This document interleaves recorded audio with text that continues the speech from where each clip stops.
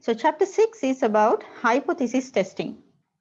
What is hypothesis testing? Any idea? What is a hypothesis?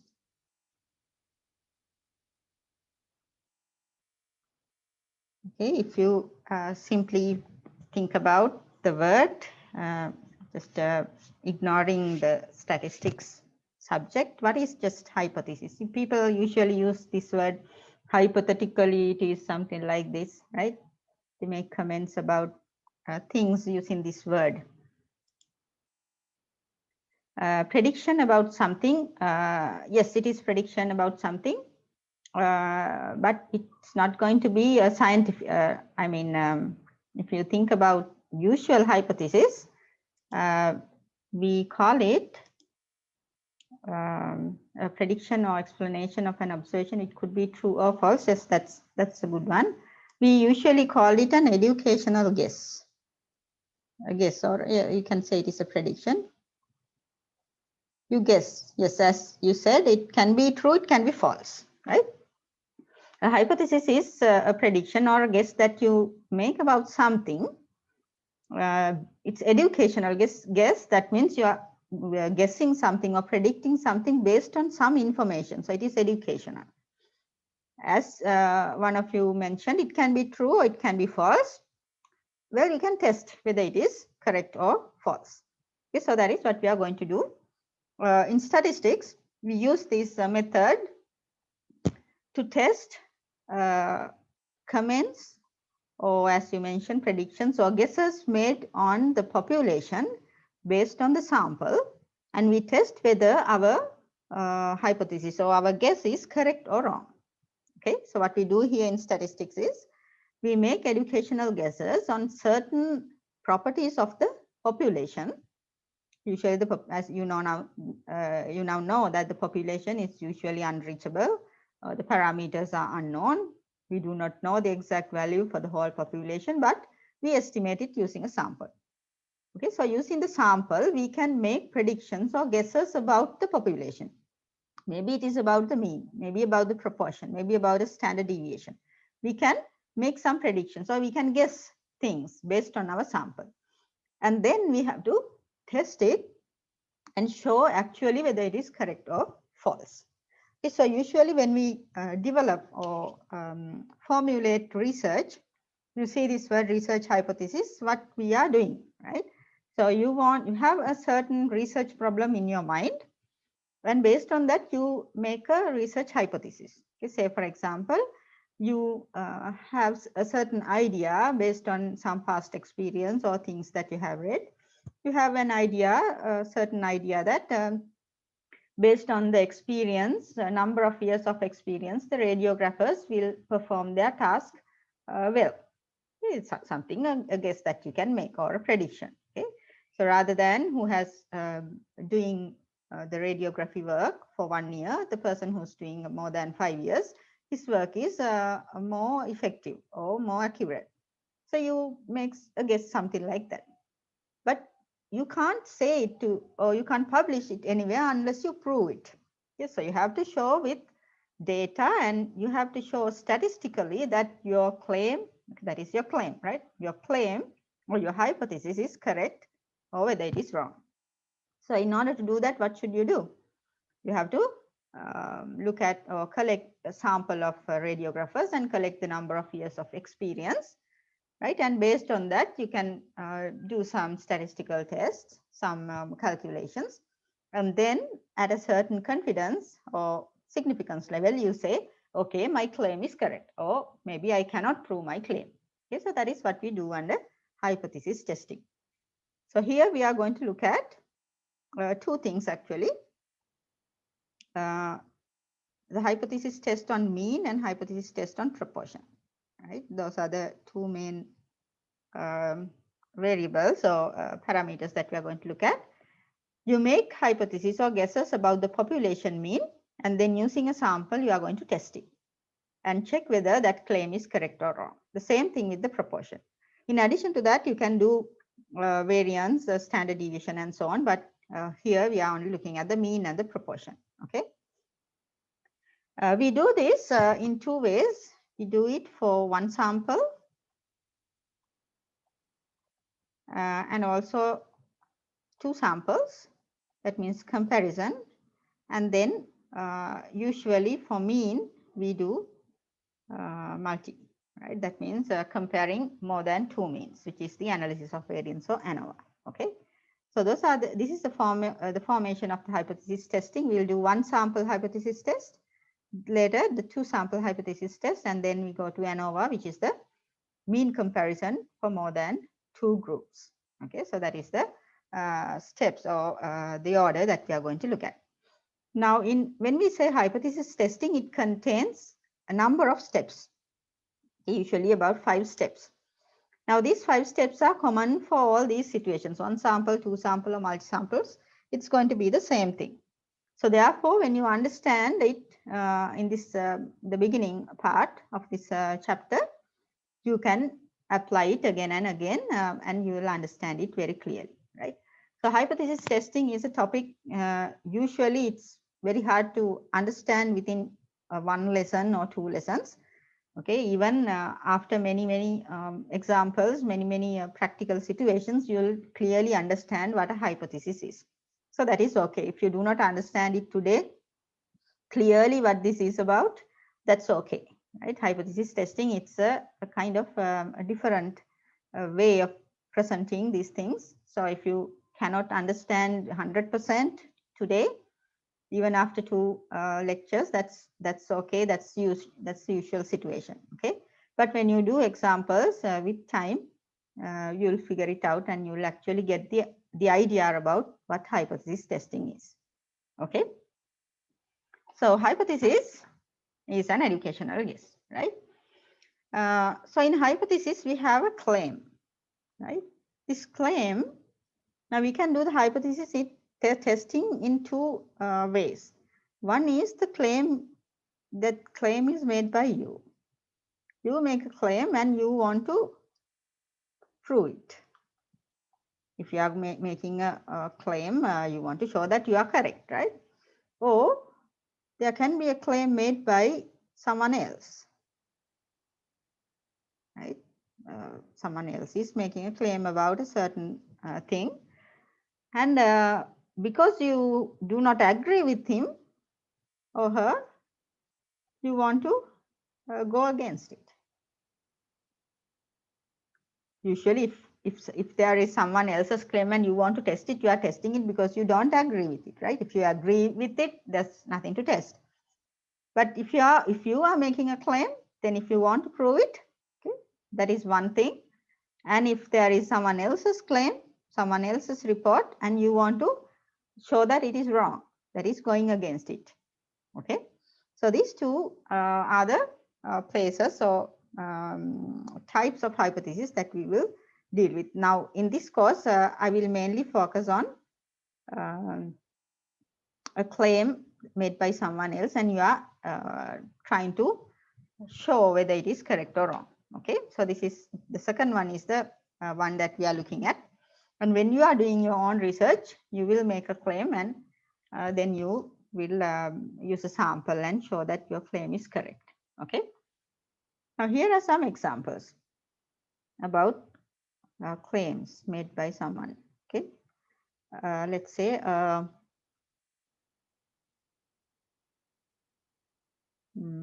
factory manager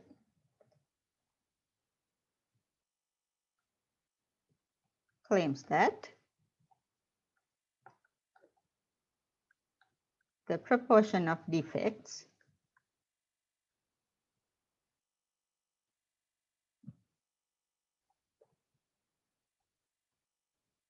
in a batch that they manufacture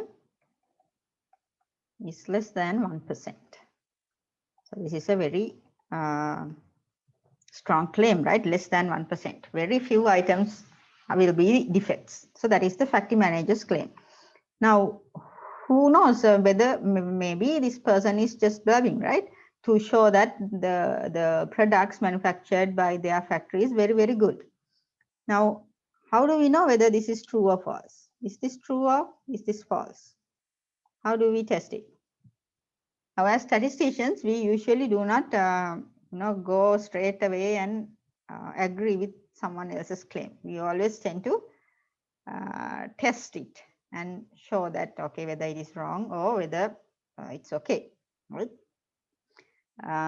Now, if you want to test this claim, if you want to check whether actually this claim is correct or wrong, what should you do? Now you have the idea about population and sample. Now what can you do?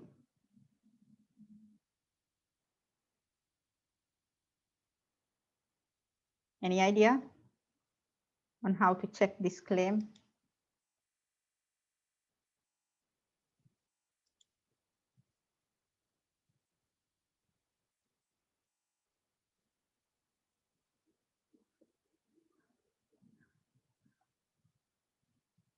Just try.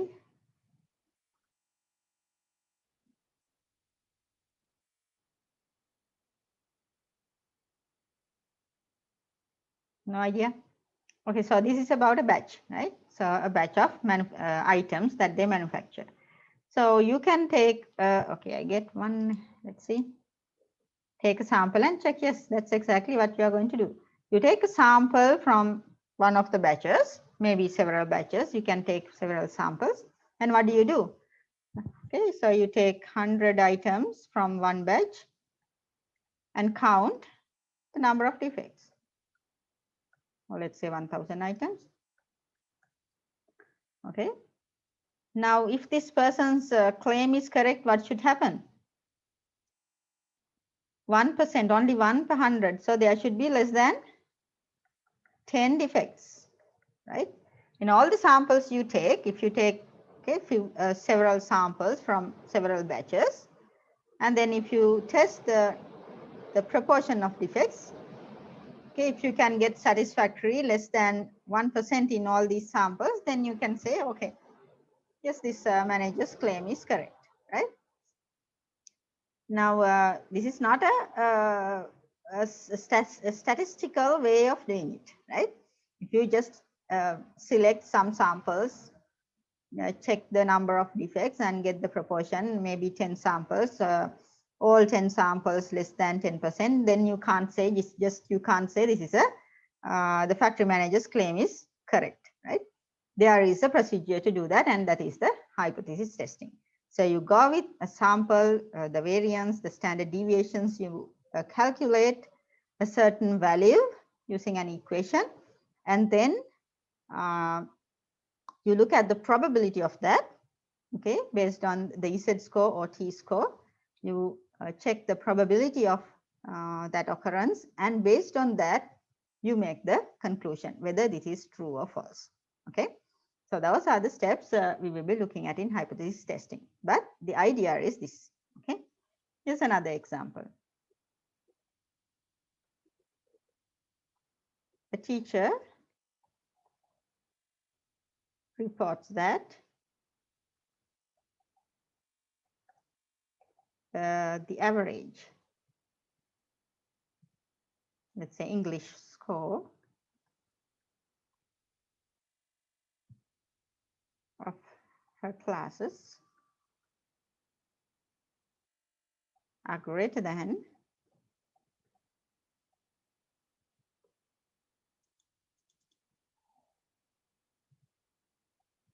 85. So this teacher claims in all her classes that she teaches, the average English score for whatever the exams students face, they are greater than 85. So this is the teacher's claim, greater than 85. And again, you want to test whether this is true or false. Again, what can you do? You can look at all the classes that this teacher is teaching, take some sample test scores, average it, and check whether they are actually greater than 85. Again, that is not the exact way of doing it. You have to do a proper hypothesis testing, and based on the probabilities, you have to make the decision. Okay, so these are some examples, right? About the proportion or about the average. Even the standard deviations, you can make these type of claims. So now you have a claim. You know what a claim is. By reading a certain context, you can figure out, okay, this is this person's claim. This is what this person is reporting. And now you want to test it. Now, when you are testing a hypothesis, it contains two parts. They are called the null hypothesis and then the alternative hypothesis.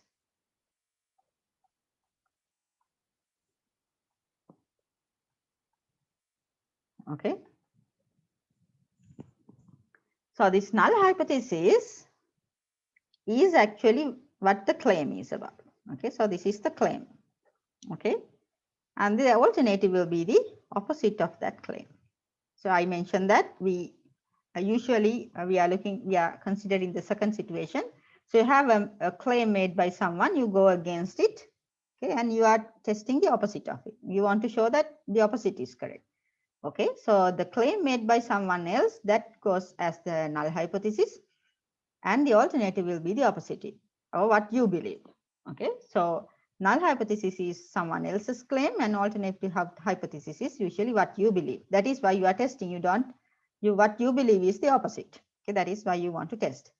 Okay, the notation is H0 subscript for null hypothesis and alternative HA, or sometimes some people use H1. Okay, so H0 for null, HA for alternative hypothesis. And this is how you write it. Let's go back to the first example. This is about the proportion of defects in a batch is less than 1%. So that is the claim about the proportion of defect. How do you write it? So this is how you write a hypothesis. Okay, you start with H0 colon. What is the claim? The proportion, right? The proportion is about the population. So the proportion is less than 1%.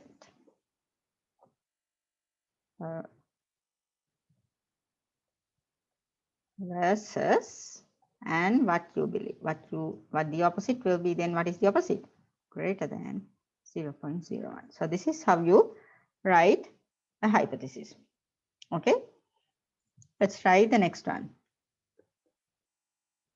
Then I'll explain the rules that you have to follow when you write a hypothesis. What is the second one? It is about the average, okay, or the mean. Mean is greater than 85. So that is the claim of the teacher. So that is the null hypothesis. Mean is the notation mu, greater than 85. You go against it and you make the the alternative hypothesis the opposite of it, which will be less than. Now what about the equal? Let's try an equal one. Okay, so this is let's say a researcher claims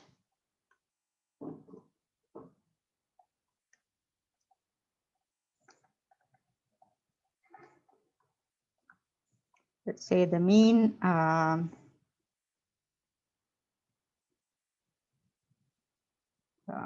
let's say pH value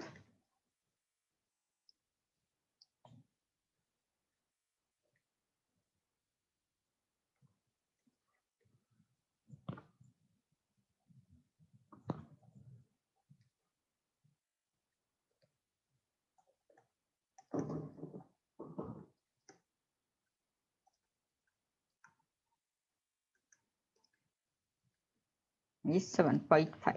So that is the researcher's claim, and you are going to test it going against it. So how do you write this one? The mean pH value equals 7.5 versus, so what is the opposite of this one? Not equal, 7.5. Okay, so this is the way that you write a hypothesis. H0 colon and the claim versus HA colon the alternative hypothesis, the opposite of the claim, right? Now, when you are looking at this H0, what do you see? You see the equal sign is always there under H0. Okay, although the claim does not contain the equal value, it does not say the defects in a batch is less than or equal to 1%. It's not stated like that. And if you go to example 2, it does not say the average English score is greater than or equal to 85. But when you write the hypothesis, always the null hypothesis contains the equal sign. The null hypothesis must contain the equal sign. Okay? And then HA will contain the opposite. Now you have seen 3 different ways of writing a hypothesis. Okay? Now these 3 types, okay, we give the name according to the alternative hypothesis, right? So I'll write them again. Do you have any questions up to now? How to write the hypothesis H0 and HA?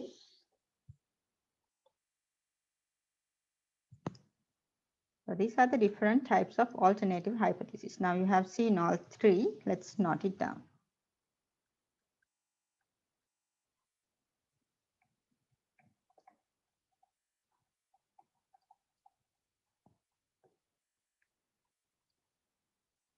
Hypothesis is the SIS is the singular. So if you want the plural, that will be hypothesis. Okay, so this is the plural. The first one, I'll use a simple example. Mean equals 1000. Just an example, okay? A mean not equal 1000. Now you look at the alternative hypothesis. What is this about?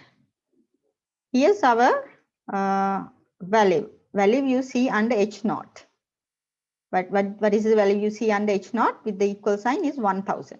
Okay, so that we called the hypothesized value. So 1000 is the hypothesized value.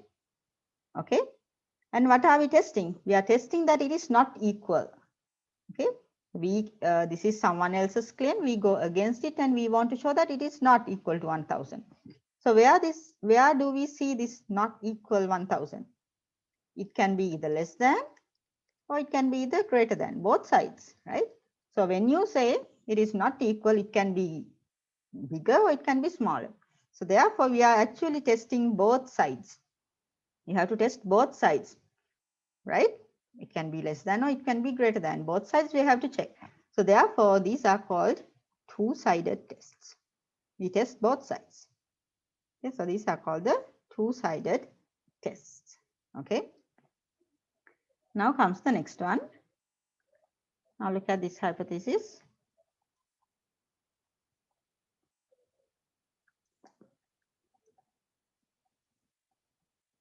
Greater than 1000. Now what do you see here? What is the hypothesized value? Again, the equal sign is for, you see the equal sign, that is the hypothesized value is 1000. The claim is it is less than or equal. You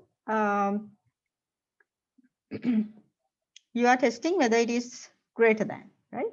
So what does that mean? You have to test you have to check whether your values are here. Then only you can say I am right, right? So you are testing the greater than side. So this is called a right-sided test. Why? You are testing the right side because that is what you believe. Okay, this is the right-sided test. Now you can assume what will be the third one. What will be the third one? It should be greater than or equal 1000 versus HA mu less than 1000. So what is the side of the test now? You go against this claim and you want to show that you are in the left side. So this is the left-sided test. Okay, you can say a positive side test or negative side test also. So these are actually, both of these are one-sided tests. So when you do a hypothesis test, you may end up with a two-sided test or a one-sided test. If it is a one-sided test, it can be either right-side test or a left-side test. Another term that we use is the right-tail test. Right-tail test or left-tail test. So I will use these words alternatively. It's the same thing, okay? Right-tail or left-tail test. Now, how do you decide the side of the test? By looking at the alternative hypothesis. Always, the side of the test is decided by the alternative hypothesis. Okay, so this is something you should keep in mind. The equal sign always, whether it is given in the context or not, always goes to H0. That is a rule. Okay, and the other one, the side of the test. The side of the test is determined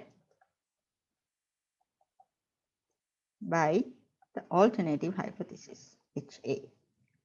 Okay, right. So now you know what a hypothesis is now, and you know the two hypothesis types, the null and the alternative, and also you know how to write all three different types of hypothesis. Okay. Now let's see how we actually perform a hypothesis test, right? These are the steps of the hypothesis test procedure.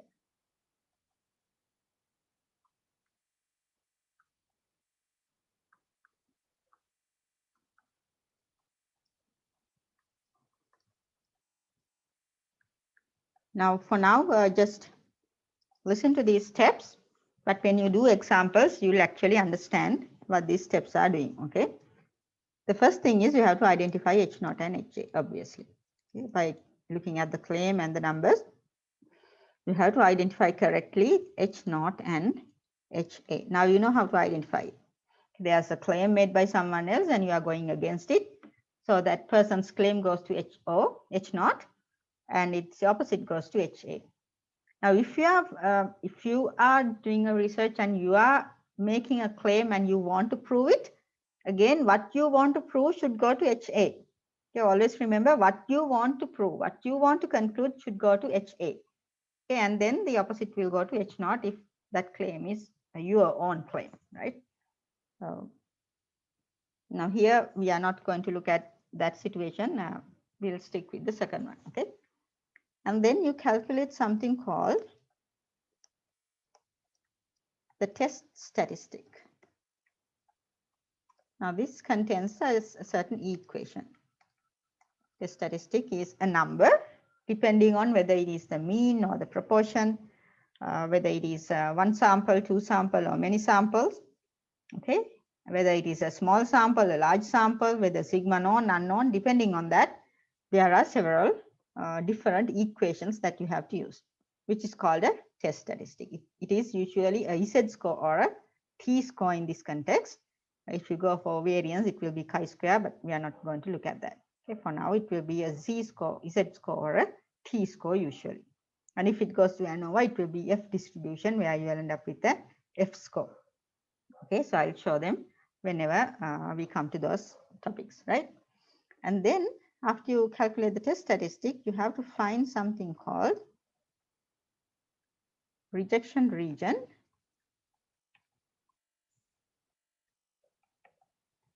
or you have to find the p-value.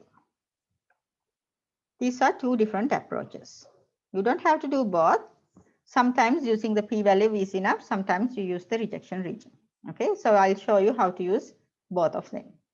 Okay, if you use the statistical software, it is always the p-value that we are looking at. P stands for probability. Okay, this is very easy. You can easily figure it out how to make the decision. Okay, and finally,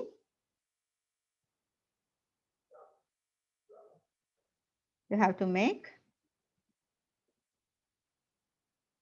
the decision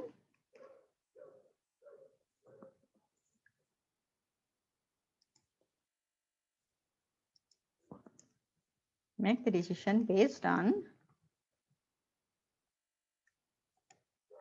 the given significant level. So I'll explain what this significant level is. Okay, and finally you make your conclusion. You have to write down your conclusion. There is a way that you have to use the words. Okay, using that certain rules are there to write how to write a conclusion. With that, you make your final conclusion on the claim, whether you agree with that or you cannot agree with that. Okay, so your conclusion can be two things. If you agree, that means if you are going against it, and if you are correct, that means you reject the H naught. What is that? So you have someone else's claim on H naught, you are going against it, and with the sample you prove that opposite is the correct, so you reject that claim. So that is rejecting H naught. What if the sample, according to the sample, you see that, okay, so that claim is correct. That means you cannot prove that it is wrong. So usually we do not use the word accept H naught. The way we make the conclusion is we fail to reject H naught. Again, this is something you have to keep in mind thoroughly. We never accept H naught. That way of writing, it's not correct. Okay. You should not write I accept H naught or H naught he has expected. We accept the H naught. We don't do that. Never. Okay. No, statisticians, they are very stubborn. If they can't accept someone's claim, that's it. Okay. You just fail to reject it. You fail to reject it. You are not going to accept it. Okay. Why do we fail to reject it? You did the test based on a certain sample at a certain significant level. Maybe if you took a better sample with a different significant level, you will be able to reject it. So that is where we stand. Okay. So therefore, whenever you are testing someone else's claim, either you reject it or you fail to reject it. We never accept that claim. Okay. So that is something else that you should remember. If you read research papers, you do not see this word. You always see we reject the null hypothesis, or we do not have enough evidence to reject the null hypothesis. We never say we accept. Okay, it's wrong. Right. Now these are the 5 steps. Again, if you can't understand them, that's fine. I'll show you one by one how to do this. Okay. Now identifying H naught and HA, now you know. And how to write the hypothesis H naught versus HA, that also you know. Okay. Then calculating the test statistic depending on proportion and the mean. I'll show you how to get it. Okay. Now I'll show you how to find the rejection region before we move on to the exact calculations. Okay. So step 3, I'll explain it a little bit. Okay. Step 3. How to find this, something called this rejection region. Okay. The rejection region, okay, it depends on the side of the test. Now, how many types are there for the side of the test? How many types are there? There are 3 types: two-sided, left side, or right side. Okay. So let's start with the right side test. How to find the rejection region.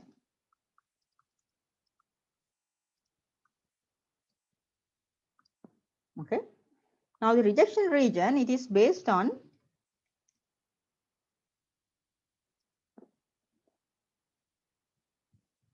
your significant level.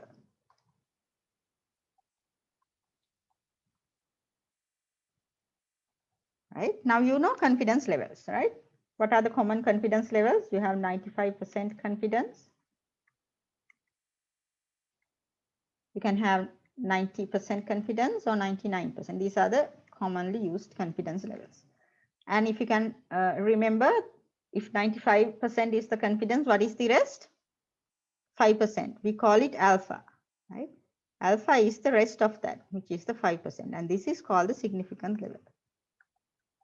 So therefore, for 95% confidence, the corresponding significant level is 5%. For 90%, the corresponding significant level is 10%. For 99% confidence, the corresponding significant level is 1%. So these are the common significant levels we use. So again, if you read research papers, you will see at 0.05 significant level, the alternative, the null hypothesis was rejected. So that is how you write it at a certain significant level. Again, why? We are using a sample and there's always an error. Okay, so you have this 95% confidence, right, of doing your work. The other 5%, there can be a certain error. So that is how you decide this significant level. Okay. right? So this alpha is the significant level. Now let's look at the right side test. Suppose you are doing a right side test.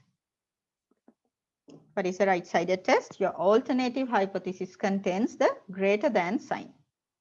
Okay. So your sample will follow a certain distribution. It can be Z or it can be T. Okay. For now, think about the Z test. Here's the right side. Now you know if it is Z, okay, the Z value, you put all this alpha value to this right side, this probability, and then you can find what is the Z value or Z value for that alpha. So this colored area is called the rejection region. What is the rejection region? According to your significant level, if it is 5%, if you can find the Z score where the right tail is 5%, that area is called the rejection region. And this Z value is called the critical value. Okay. Now similarly, if you do the left side test, what will happen? The rejection region will be in which side? The left side. What is the area? It should contain whatever the alpha value, maybe 5%, 10% or 1%. And correspond to that probability, you can find the Z value, which is the critical value. Right? So you know now how to read the Z table. So you can easily find what is the critical value for alpha 5%. The right tail value 5%. You will find a certain Z score. That is the critical value. And the same with the left side, right? Now what will happen when you have two-sided test? Now you have to test both sides. Therefore, the rejection region will appear in both sides. How do you do that? You take your alpha, divide it by 2 and put one half to the left tail and the other half to the right tail. And then you will end up with the negative critical value and the positive critical value. So the colored area is called the rejection region.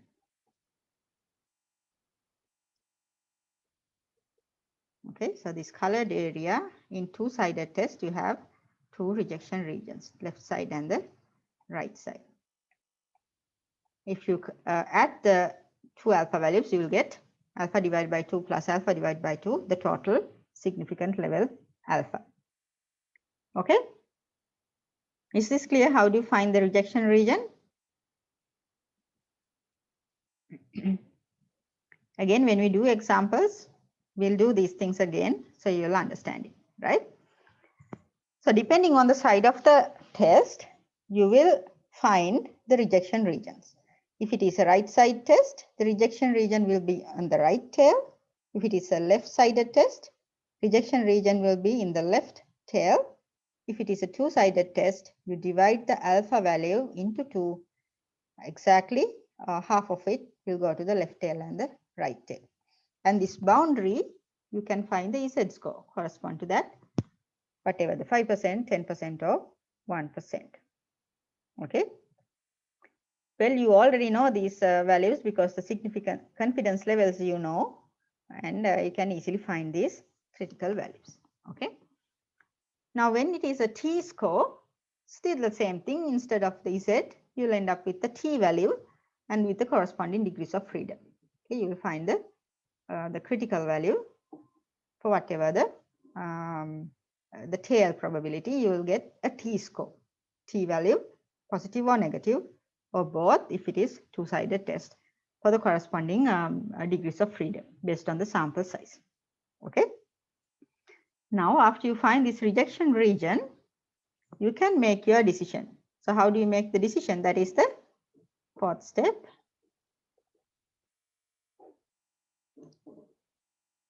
Now, remember in your second step, you calculated something called the test statistic.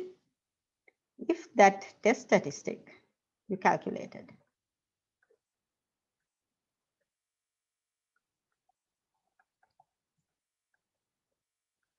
is in the rejection region, then you reject H0. We reject H0. So that is how you make your decision. Remember only this one. When you fail to reject H0 means the test statistic is in the non-rejection region, the not colored area. Okay. So what you do, you have a certain Z value that you have already calculated in step 2. After you find the rejection region, the boundary and everything, the critical value, you know the boundary, you go back and get the test statistic and place it on your graph. It may be here, it may be here. After you place it, again, it is a Z score or a T score. Okay, so according to that number, you place it on the graph. If it is in this rejection region, you reject H0. If it is in the other side, you say you fail to reject H0. So that is how you make the decision. And then we write down the conclusion according to the context. Okay, so it is very important to figure out the side of the test. Why? The side of the test and the rejection region, they are related to each other. Right? So your rejection region is based on the side of the test. Therefore, you have to make sure you write the alternative hypothesis correctly. Depending on that, you get the side of the test. And based on that, you find the rejection region. Then only you can take the correct decision. Okay. So keep those things in mind. Let's look at the hypothesis test on one sample population proportions. Right. Again, if you do not understand these steps clearly, that's fine, because when we do examples, you will understand it. Okay. So this is the first one, the hypothesis test on one sample proportion. Okay. Right. Any questions so far?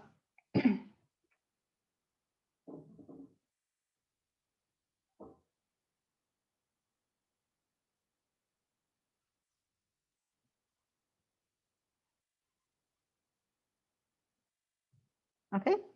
Right. So when you do the hypothesis test on proportion, your hypothesis will be, okay, this is the, I'm using certain notations. Okay, look at this.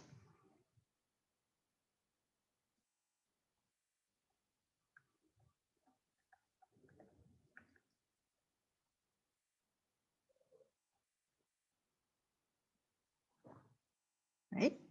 So this P naught is the value you see under null hypothesis with the equal sign. So we use the word P naught, the notation P naught, but this will be a number, a percentage value. Okay. Or it can be the left tail test.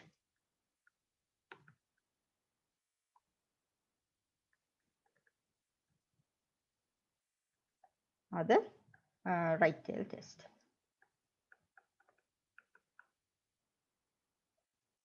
Okay, so these are the three types of hypotheses that you may end up with. Then what do? You have to find the test statistic. Remember, for proportion, your test statistic is always a Z score. So here's the equation. You are testing them using a sample. For that sample, you can calculate P hat. What is this? The sample proportion. Okay, so you have claims made about the population proportion P. In order to test the claim, you take a sample, and for that sample, you can calculate the sample proportion. Remember, this is the P hat you use in constructing confidence interval, the point estimate. Okay. So your test statistic is the difference between this P hat and P naught. What is P naught? The value you see in the claim. You divide it by the square root of, now this is the standard error, P naught 1 minus P naught divided by sample size, whole thing square root. This is the test statistic. So when you calculate this, you will end up with the Z score. Okay. This you do not have to memorize. I allow you a formula sheet, or the equations will be provided. Okay, don't worry, you don't have to memorize them, but know what is the value you have to put under P hat, what is the value you have to put under P naught, what is the value you have to put under N. Okay. Now what is the third step? Identifying the rejection region. Now I have already explained it. Okay, based on alpha 5%, 1% or 10, you can easily figure out the rejection region. That means the Z score. Okay, read in the Z table, you can find the region. Okay, right. And then step 4, after you find the rejection region, you make the decision. How do you make the decision? If the test statistic is in the rejection region,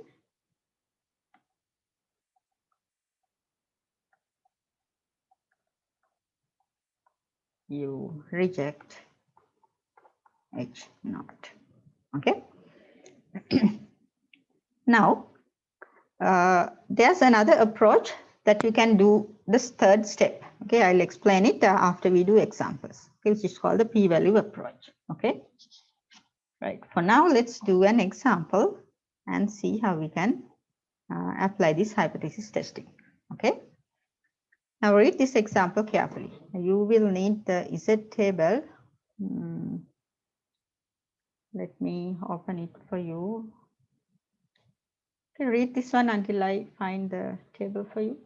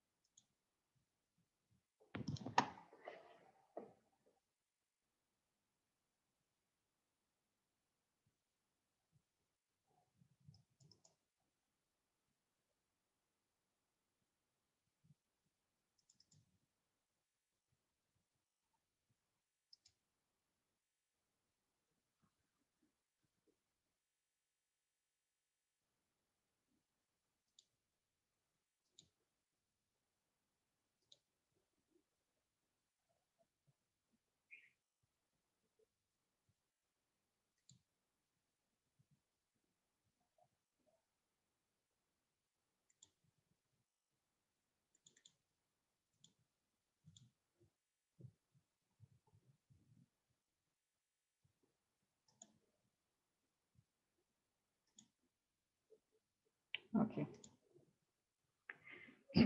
Okay, so what is it saying? A researcher claims, now this is the claim of the researcher. What is the researcher's claim?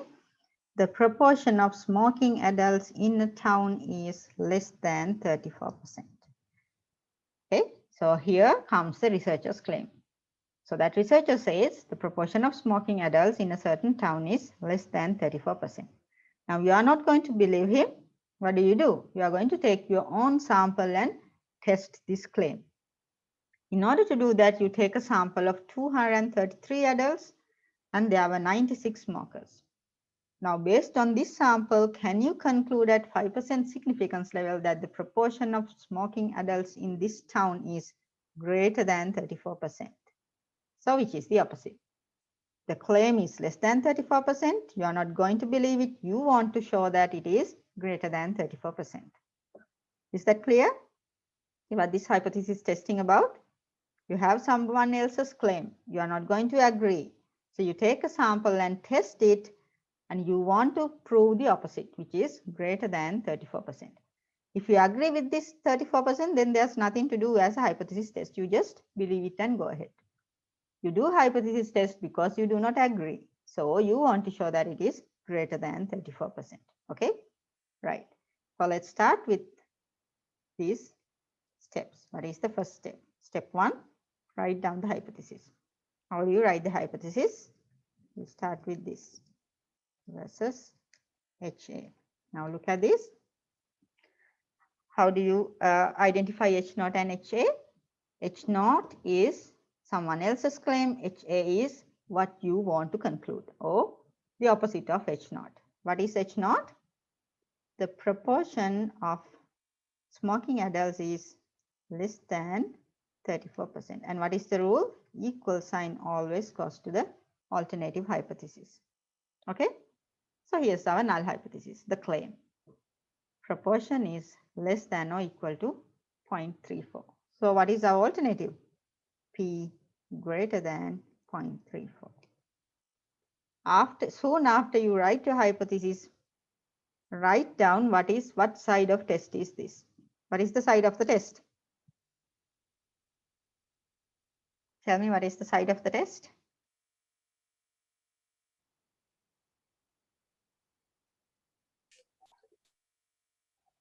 Yes, what is the side of the test? Right side. Right side. You always look at the alternative hypothesis. It is a right tail test. So which means, where is the rejection region? Rejection region will also be in the right side. Okay, right. Now you have completed step 1. What is the next step? Calculate the test statistic. How do you find the test statistic? This is a proportion, so you know the equation, P hat minus P naught over N. P naught, what is P naught? The value you see under null hypothesis, 34%. That is P naught. What is P hat? That you have to calculate. Can you calculate P hat? According to the sample, what is the proportion of smoking adults? 96 out of 233. Can you find that number?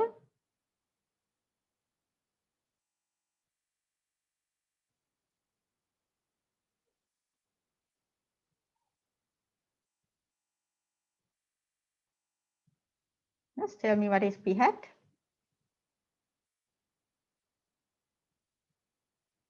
So sometimes the P hat will be given to you, or sometimes you have to calculate it using the numbers. Yes, it is 0.412. Okay, 0.412. Right. Thanks for the answers. 0.412. Okay, so please do these steps with me. Okay, use a piece of paper, your notes, and do this with me. Then it will be very clear, rather than just listening. Take your own book and do these steps with me. Okay, otherwise you won't be able to understand this. Okay, let's put the numbers. 0.412 is P hat. P naught is the number you see under hypothesis. Always the standard error is calculated using the P naught value. What is the sample size? 233. Now, without rounding, calculate this number. It will be a Z score.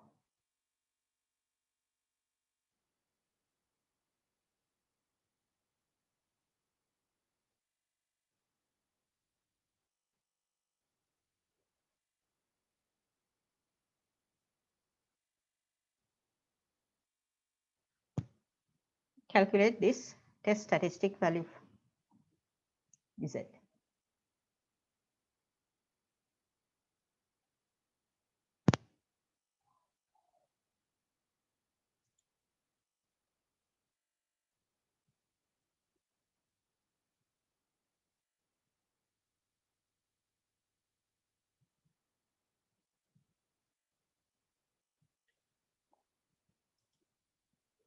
Okay, so the value is 0.031 is the standard error. Okay, yeah, 0.031 is the standard error, so that will be,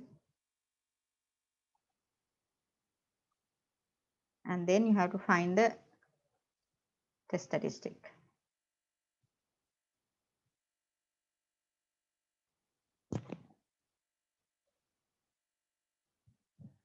Divide 0.072 by 0.031, then you can get the test statistic.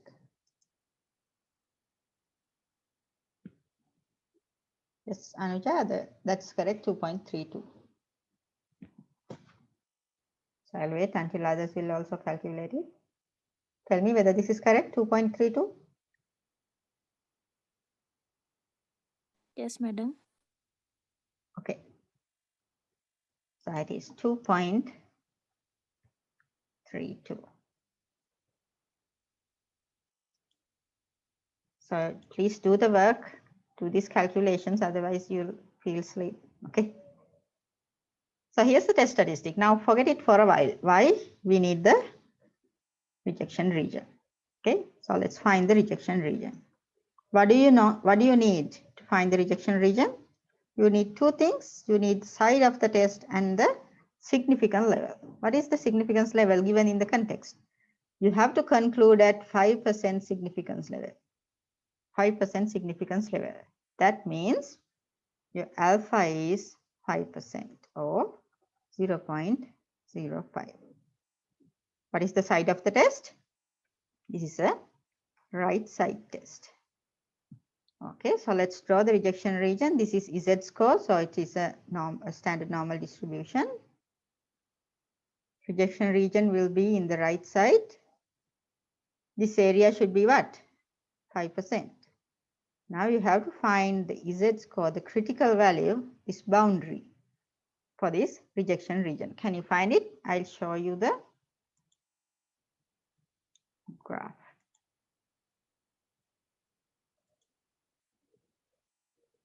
Okay, so here's the standard normal table. Our rejection region is 0.05. So it's easy if you use the symmetry. Let's find the left tail and change the sign. That's the easiest way. Now you have to find 0.05 somewhere. Okay, the closest one, 0.05.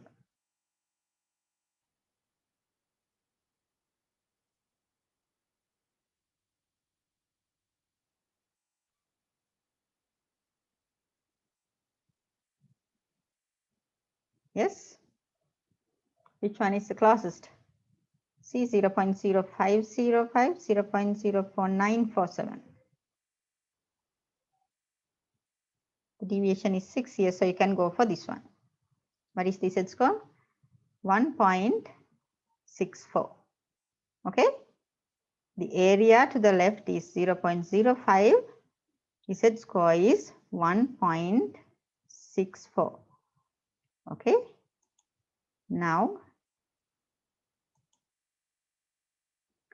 with the symmetry, if this side is negative 1.64, this side should be positive 1.64. So what is this? This is the critical value. This is the critical value corresponds to alpha 5%. Okay, now you found the rejection region. Anything above 1.64 is in the rejection region, right?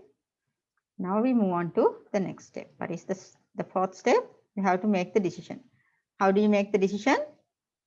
You take your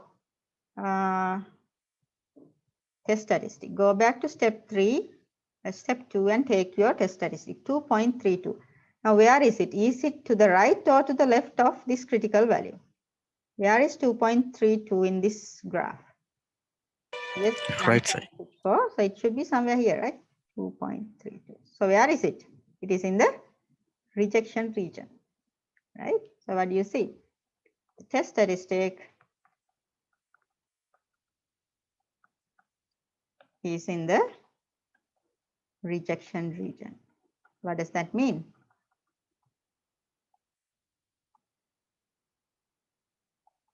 So what is our decision? If the test statistic is in the rejection region, you reject H naught. Always you make the decision on H naught, not on HA, always on H naught. Okay. So rejecting H naught, what does that mean? You can reject this person's claim and you can conclude what you believed. That means the opposite. Okay. So you had certain researchers claim, you are not going to agree with it. So you take your own sample, okay, did the sampling, calculated the test statistic, and according to the probabilities with the rejection region, you were able to reject H naught. What does that mean? You were able to reject that researcher's claim. If you are rejecting the researcher's claim, what does that mean? You can conclude the opposite. Is that clear? You reject H naught means you can conclude the opposite. Now this is how you write the conclusion, the last step. Which can be concluded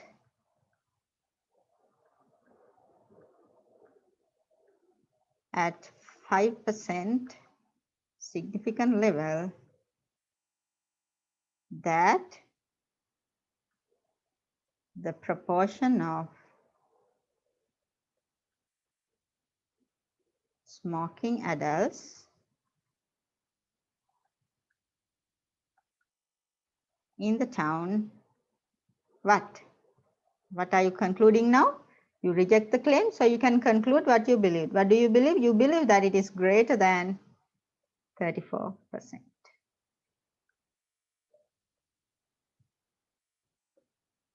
Okay, so that's all about the hypothesis testing, all 5 steps. You identify the claim, you get the test statistic, you find the rejection region, then you make the decision, finally you write the conclusion. So these should be there, must be there in a conclusion. Your significant level should be there in the conclusion, and the measurement, it is the proportion of smoking adults, and then your hypothesis. Okay, so this is how you formulate your conclusion. Okay, is it clear to all of you? Do you want me to repeat this, or shall we do another example and check it? Are these steps clear to all of you?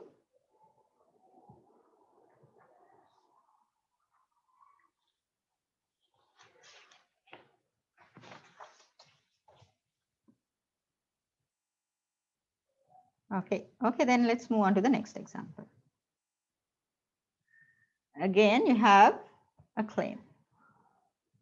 A reporter claims that the percentage of voters who prefer health care reform bill is greater than 50%. Now that is the claim. You take a sample of 1,000 voters and it revealed 48% prefer the bill. Now that is your sample. Now based on that, can you conclude at 5% significant level that the proportion of voters who prefer the bill is less than 50%? See, that is the opposite. So you have the reporter's claim. Reporter says it is greater than 50%. Now you want to go against it and you want to conclude that it is less than 50%.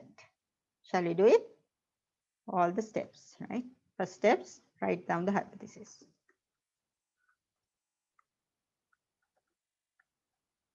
The claim goes to H naught. What is the claim? The proportion is greater than, always the equal sign goes there. 50% is 0.5. Alternative will be the opposite. Soon after you write the hypothesis, what do? You understand, or you identify the side of the test. In this case, it is the left-sided test. Okay. Next step, you calculate the test statistic. It's about the proportion. So always Z score P hat minus P naught divided by the standard error. What is P hat? You don't have to calculate it, it's given. What is P hat?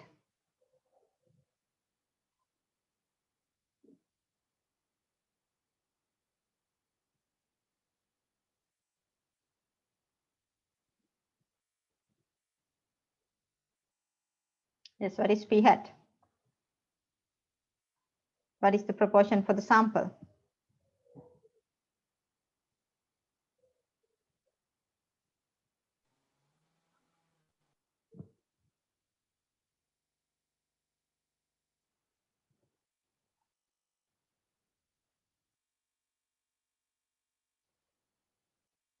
Let's read the question carefully and you can figure out the proportion for the sample.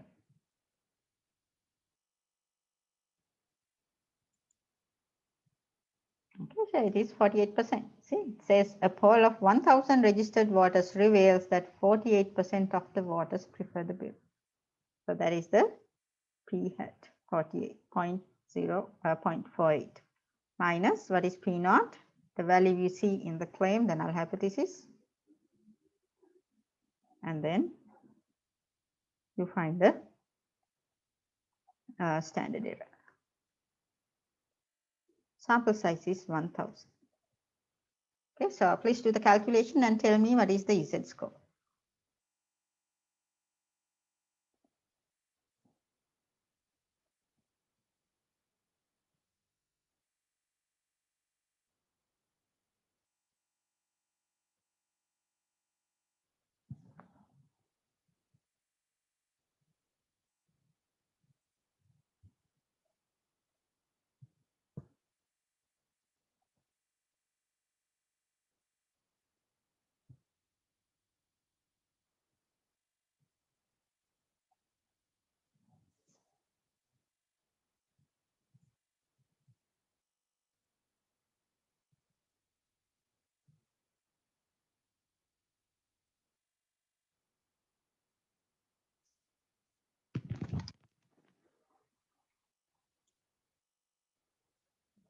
So it should be negative, okay? Negative 1.26 or 1.27.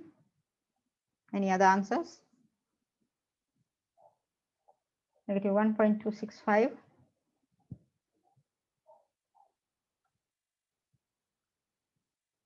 Okay.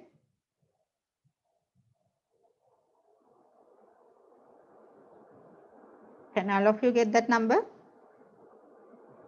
Please do the calculations, okay, by your own. Right. What is the third step? You have to find the rejection region.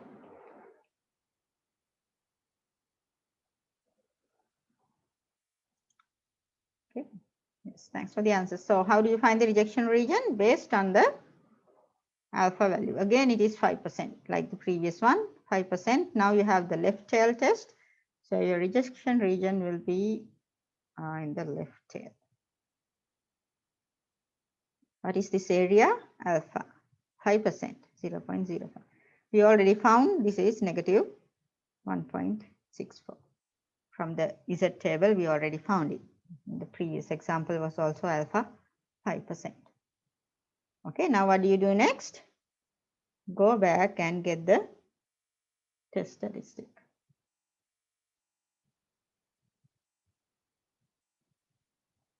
Okay, so go back and get the test statistic, negative 1.265. Where is it? To the left or to the right? Is it in the rejection region or the non-rejection region? Non-rejection. Non-rejection region. It will be somewhere here. Negative 1.265. Now you can make the decision. How do you write the decision? Since the test statistic is in the non-rejection region,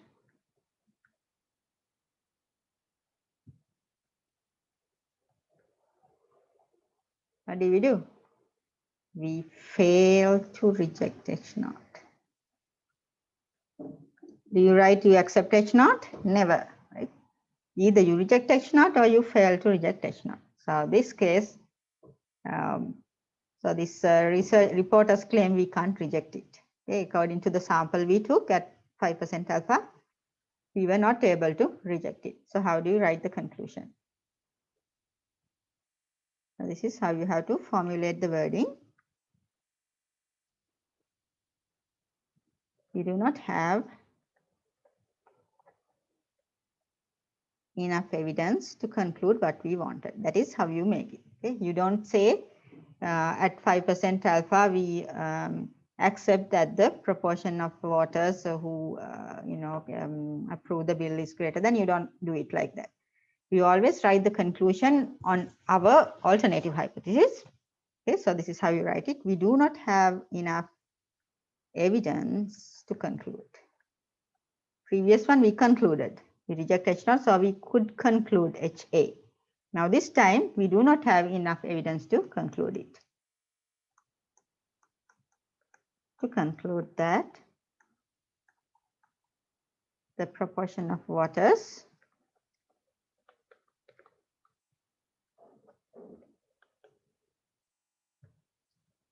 who prefer the bill, always we put the alternative. What is the alternative? Less than 50%. So we could not conclude it. We do not have enough evidence to conclude, at 5% significant level, this must be there, that the proportion of voters who prefer the bill is less than 50%. Okay, so this is how you write the conclusion. Okay, and then let's look at the steps. You formulate the hypothesis, identify the side of the test, calculate the test statistic based on the sample proportion and the claim. Then you found the rejection region based on the alpha value and the side of the test.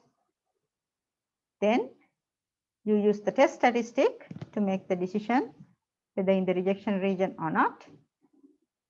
So it was failed to reject H0, then we write the conclusion according to that. Okay. Right. So that was a left tail test. We'll do one more example for the two tail test. Yes, the third one.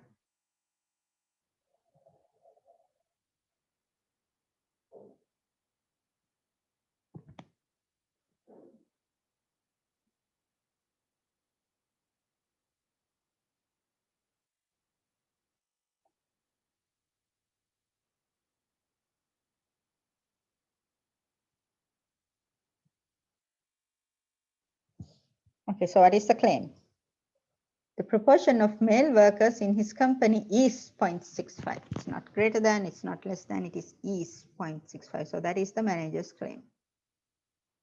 And again, you are not going to believe him. So you take a sample of 336. Out of them, there were 490 sample, and among them there were 336 males.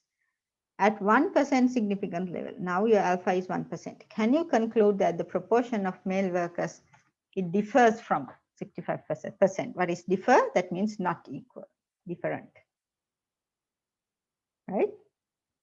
Okay, so let's start with first step, hypothesis. What is it now? Is 0.65. So this is a equal, not equal test. So what is the side? Two-sided test. Test statistic is same.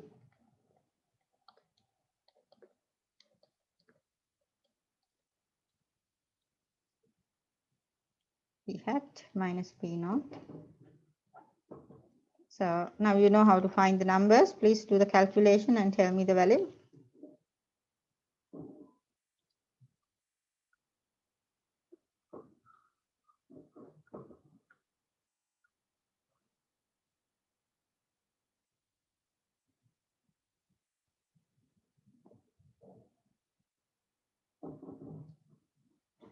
Just find P hat. Tell me what is P hat.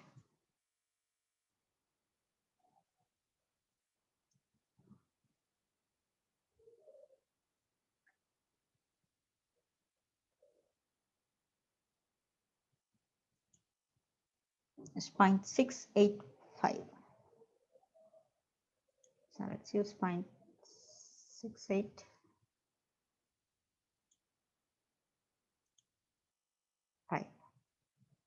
Okay, now use it in your test statistic.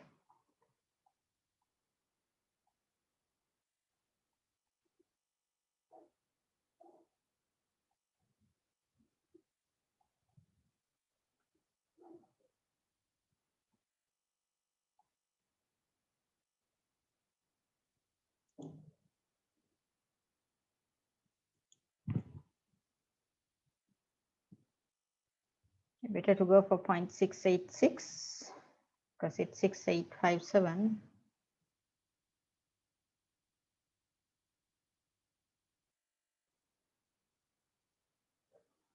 Okay, find the test statistic.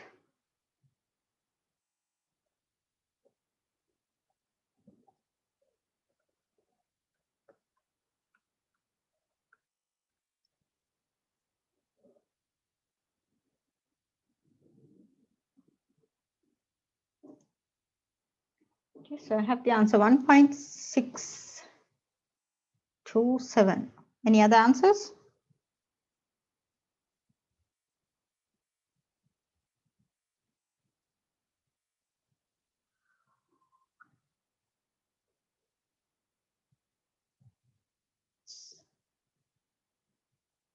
Any other answers for test statistic?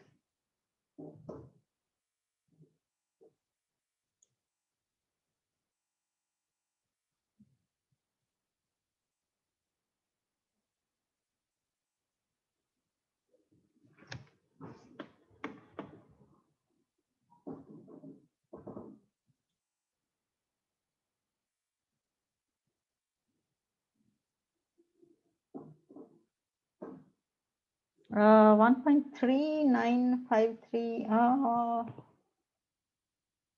Check your answer, please. It should be.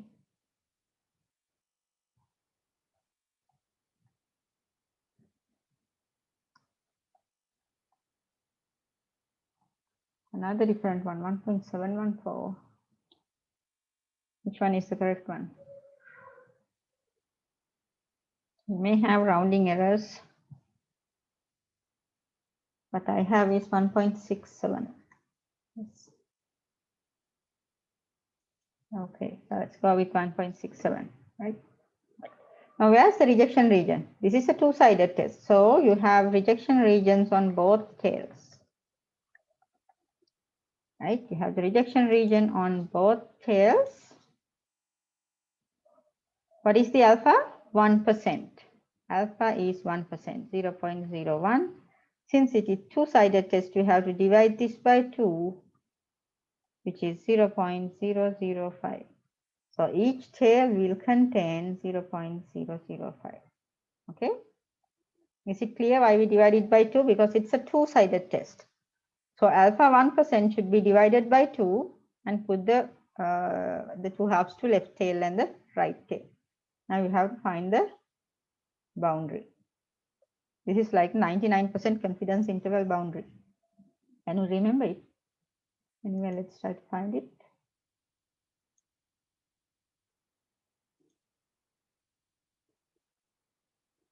Okay, let's try the left tail, 0.005.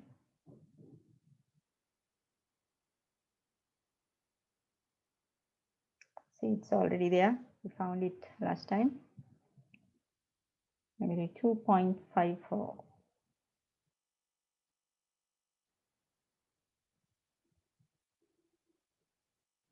Right, is this the closest? Yes.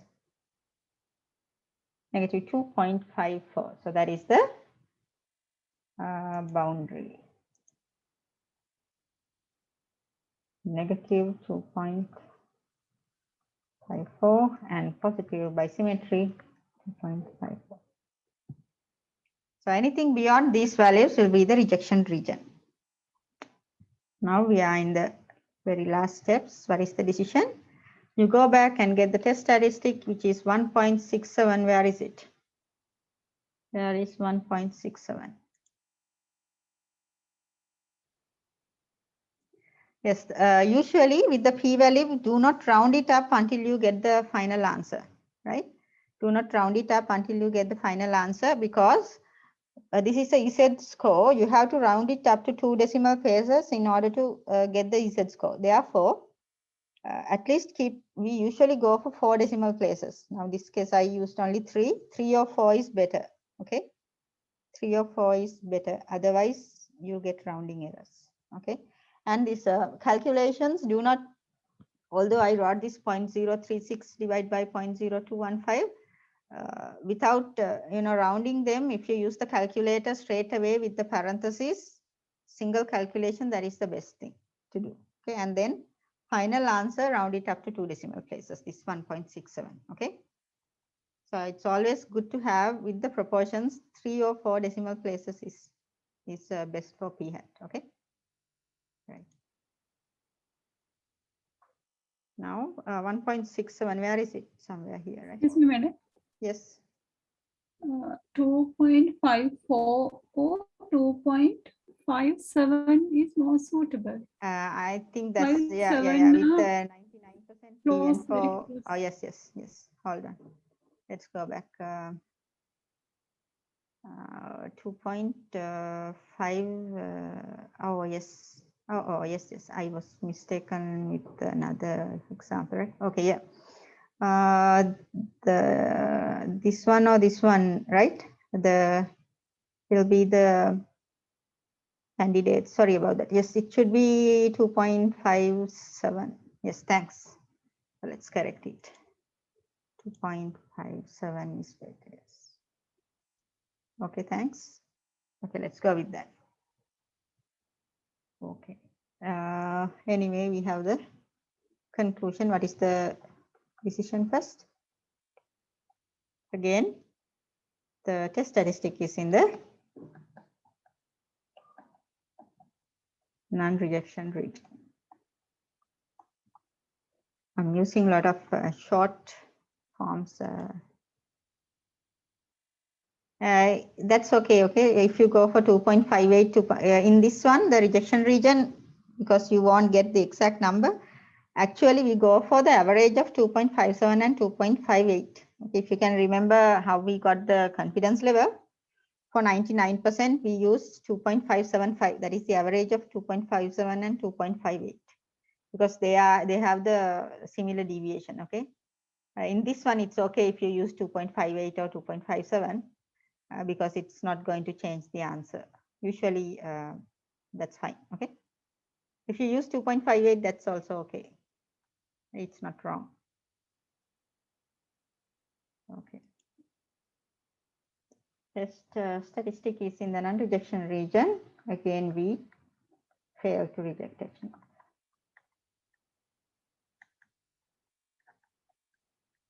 Okay, we fail to reject H naught. And you can write the conclusion. Again, what happens? We do not have enough evidence to conclude what we wanted.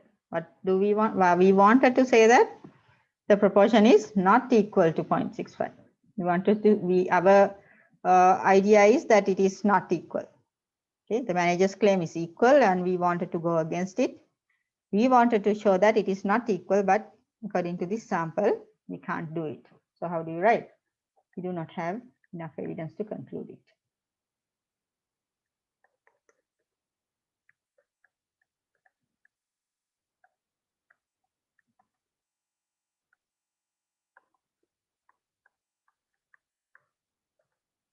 At 1% alpha or significant level. Sometimes we write that alpha equals 1%.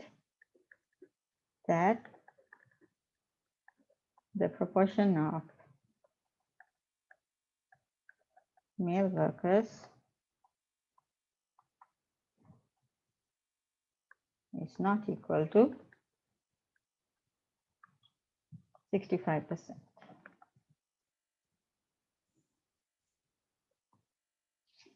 Okay.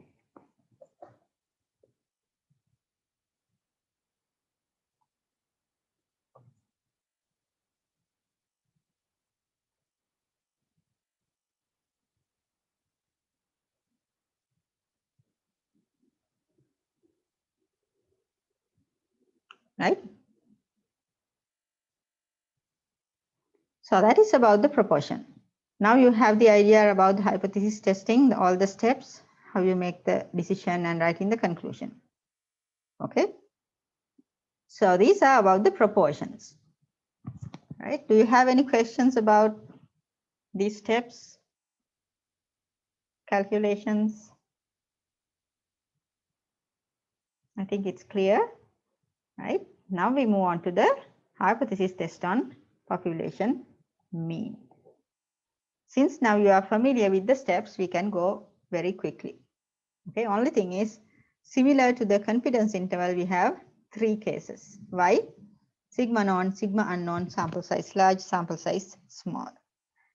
Depending on that, your test statistic will be different, either Z score or T score. That's the only difference. Other than that, the same thing, the same steps in hypothesis testing. Okay, right. So when we do the hypothesis testing on mean, we have 3 cases. Case 1, sigma known. I'll write the steps, then it will be easy. I'll write the steps as the previous one. Step 1 is what? The hypothesis.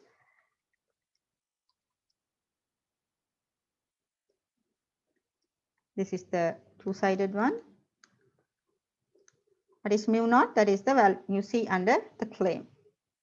Two-sided one. Or you may have the right side.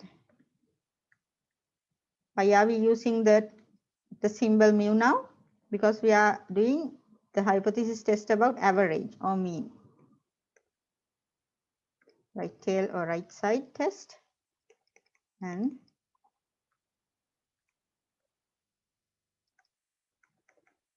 left tail test. Okay, so these are the steps. And then the test statistic will be different depending on the 3 cases. Okay, so I'll write the 3 cases.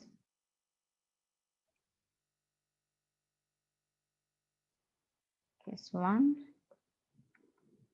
case 2, and case 3. Case 1 is what? Sigma known. Then your test statistic will be Z score. Okay, so that will be an Z score.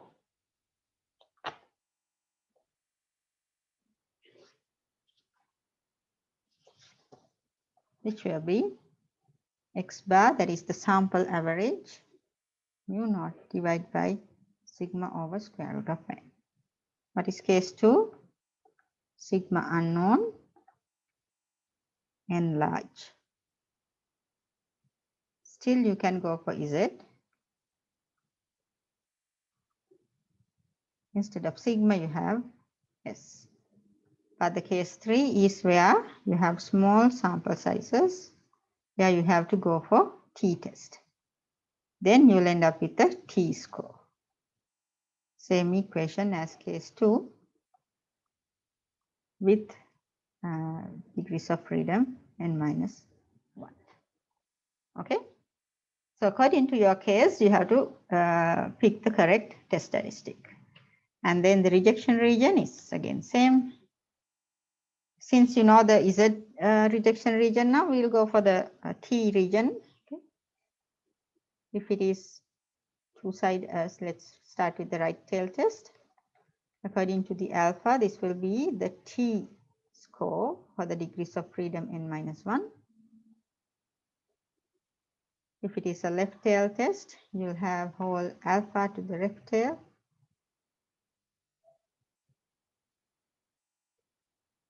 And then if it is two-sided test, you have half of the alpha on both sides.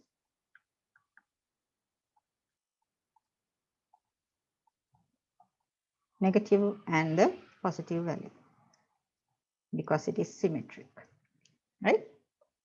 If case 1 or case 2, you already know the Z value like we did in the proportion. But if it is case 3, you have to go for the T table. Okay, right. And then step 4, still again the same thing.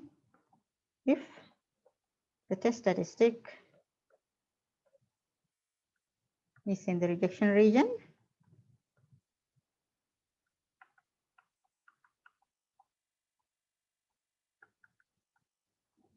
we reject H naught.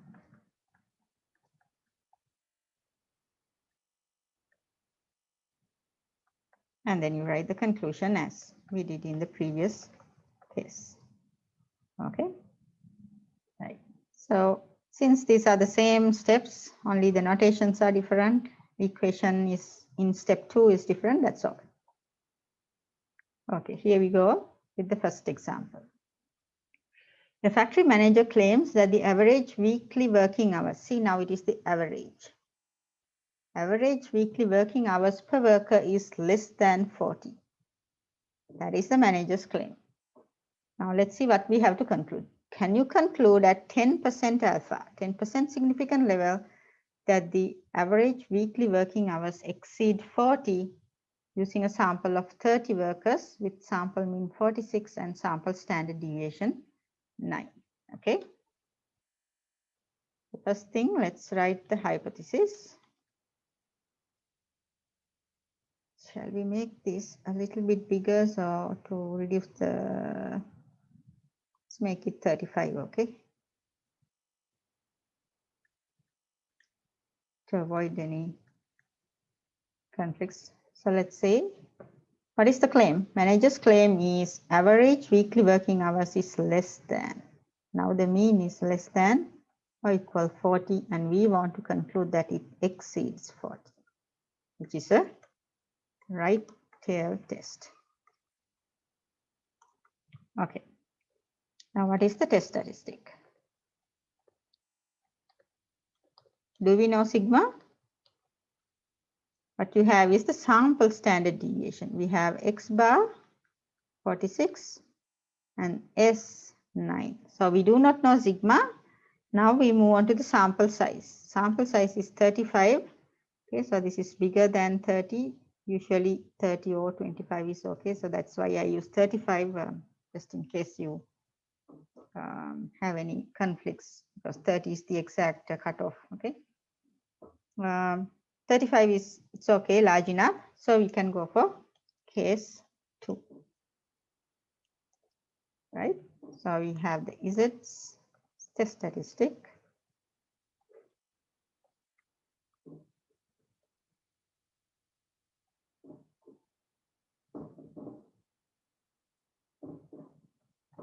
Forty is what you see on the claim. S is 9 square root of 35. Now find the test statistic.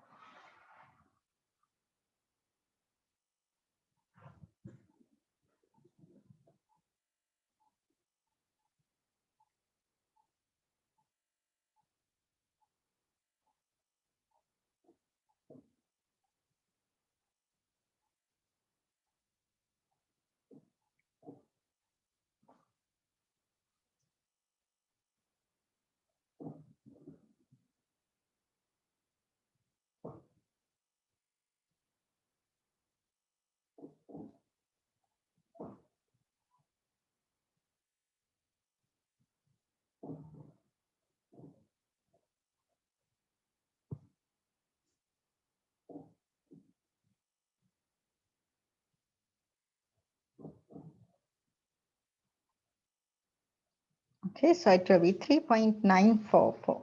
Yes, 3.944.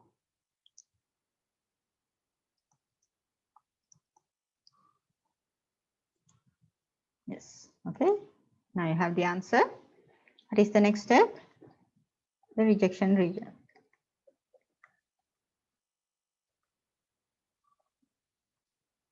Right, what is our alpha? 10% now. It is a right tail test, Z score. So we have to read the Z table. Whole right tail will be 10%, 0.10. Can you find this?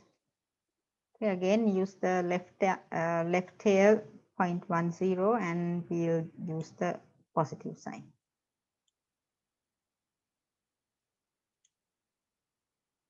0.1.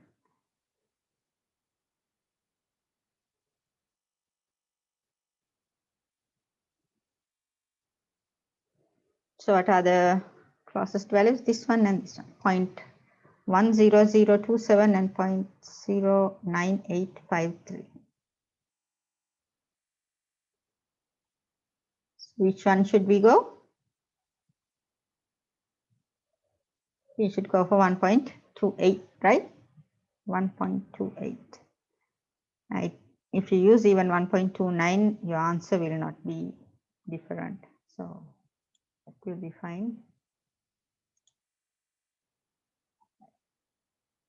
With the symmetry, that will be positive 1.28.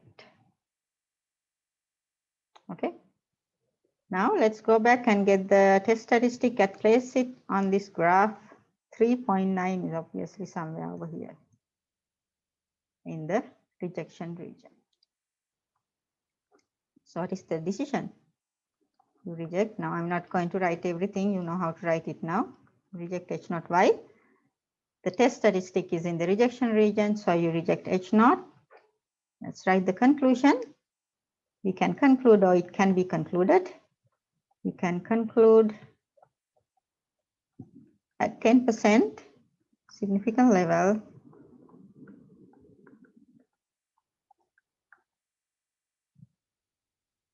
that the average weekly working hours, but can we conclude now, exceed 40.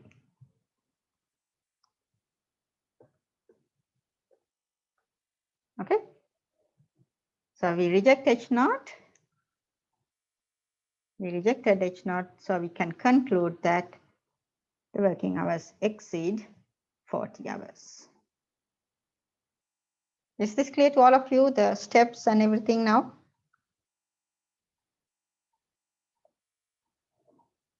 Shall we move on to the second question quickly?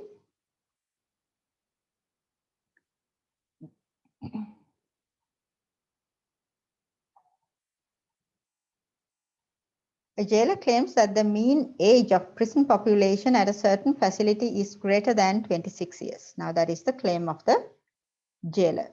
The mean age is greater than 26. You have to test whether it is less than that at 5% alpha. What is the sample now? 15 sample of prisoners, and for that sample the mean age was 24.4 years. With the sample standard deviation, S is there, sample size 15. With that information, what is the case now? Case 1, 2, or 3? Is this case 1, 2, or 3?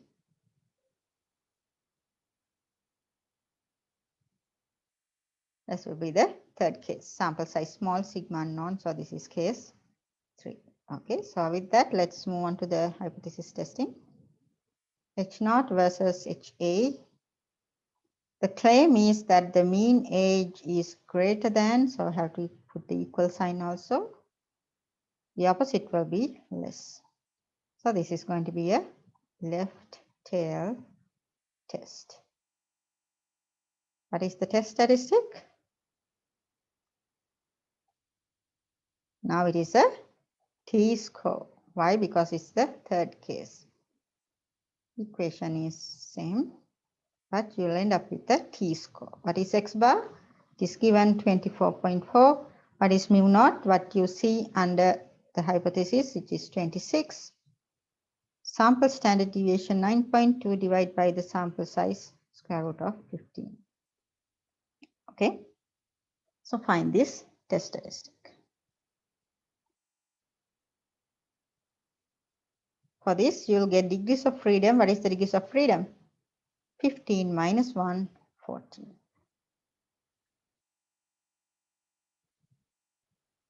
Right, please find this number.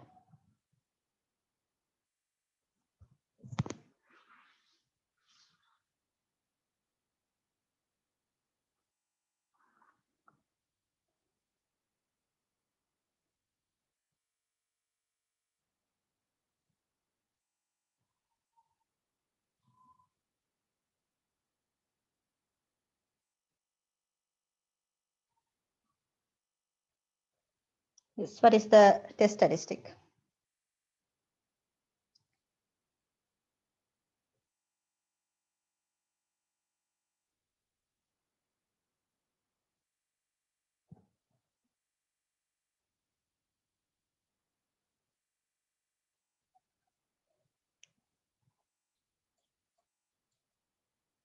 Point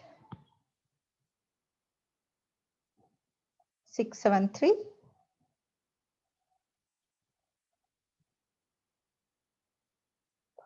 Negative 0.621. Different answers. Any other answers?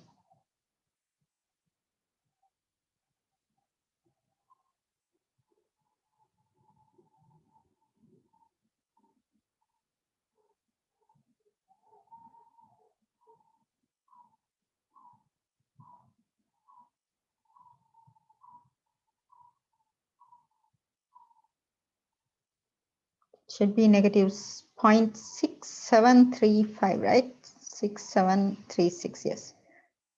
Negative 0.67.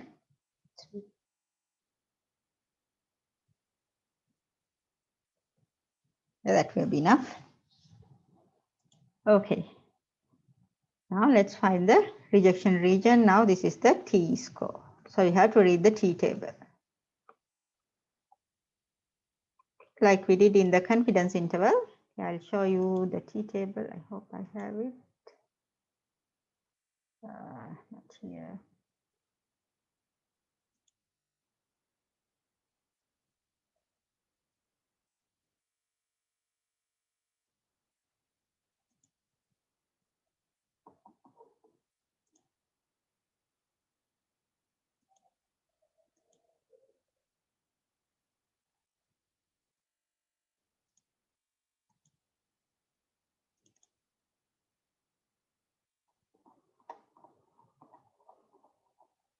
Okay, so here's the T table. Right. What do we need? So our confidence level was, what was the confidence level?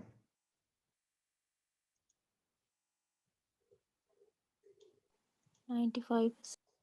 95%. Or alpha 5%, right? So it was alpha 5%. So this is a left tail test. All rejection region is in the left side with the probability 0.05. So your left tail should be 0.05 with degrees of freedom 14. Right? Degrees of freedom 14.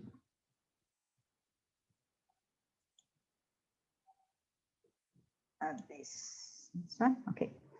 So look at the one tail 0.05. Okay, so here's the column you have to look at. One tail is 0.05. Degrees of freedom 14. What is the value?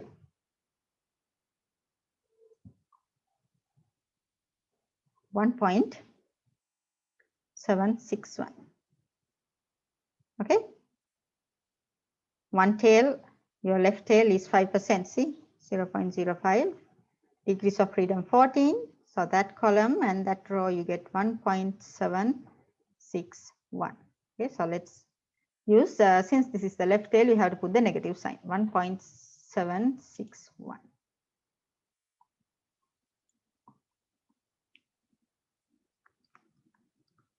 Okay, got it? Now let's move to the value we got. Our test statistic is negative 0.673. It will be somewhere over here in the non-rejection region, right? So what is our decision? Since the test statistic is in the non-rejection region, we fail to reject H0. Right? We fail to reject H0, and then you can write the conclusion. Now you know how to write it. We do not have enough evidence to conclude that the average age of the prison population is less than 26. That's what we wanted to conclude, but we were unable to do it at 5% significant level. We do not have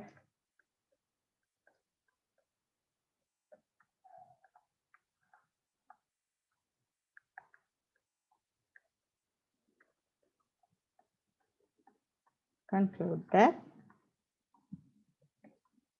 the mean age of the prison population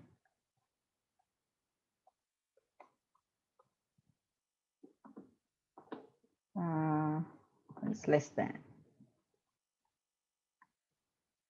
26 years, right?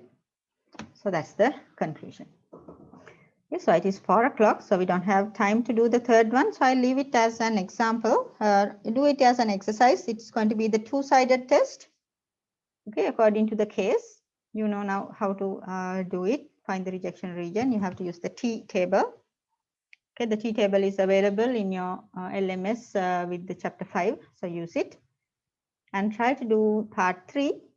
So next time I'll extend this to 2 sample hypothesis testing for both proportion and mean. Okay, so it's going to be the hypothesis testing again. If you can get your own copy of T table and Z table, that will be easy when you do the calculations. Okay, so please try to get your own copy. If you can get a printout or in another your screen, open it, okay, for your reference. That will be easy for the next time, right? So try this one, the third question, and I'll of course I'll explain it next time, but you have to try, okay? And then we'll continue with the 2 sample hypothesis testing.